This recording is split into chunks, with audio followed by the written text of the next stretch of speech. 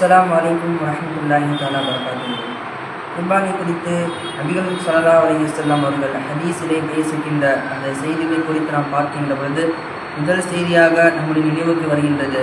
ஒரு நபித்தோழர் பெருமானார் ஸல்லல்லாஹு அலைஹி வஸல்லம் அவர்களிடம் கேட்டார்கள், யா ரசூலுல்லாஹ் மா ஹாதிஹில் உதாஹியா, உதிஹா என்றால் என்ன, தியாகத்திருந்தால் என்ன, குர்பானி என்றால் என்ன என்று பெருமானார் ஸல்லல்லாஹு அலைஹி வஸல்லம் அவர்களிடம் கேட்ட பொழுது நாயகம் ஸல்லல்லாஹு அலைஹி வஸல்லம் அவர்கள் பதில் கூறினார்கள், சுன்னத்து அபீக்கும் இப்ராஹிம், இது உங்களுடைய தந்தை ஹதரத் இப்ராஹிம் அலைஹிஸ்ஸலாம் அவருடைய சுன்னத்தாக அவருடைய வழிமுறை என்று பதிலளித்தார்கள்.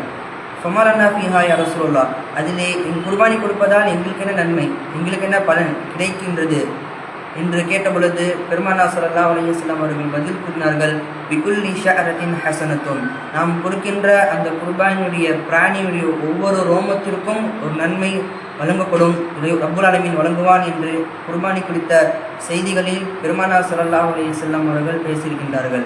எனவே இந்த குர்பானுடைய முழுவதுமான நன்மை பெறுவதற்கும் அந்த பிராணியின் மூலமாக ஒவ்வொரு ரோமத்திற்கும் ஒவ்வொரு நன்மையும் பெறுவதற்கான தௌஃபீக்கை அல்லாஹ் தஆலா நம் அனைவருக்கும் வழங்குவானாக. ஆமீன். அஸ்ஸலாமு அலைக்கும் வரஹ்மத்துல்லாஹி வபரகாத்துஹு.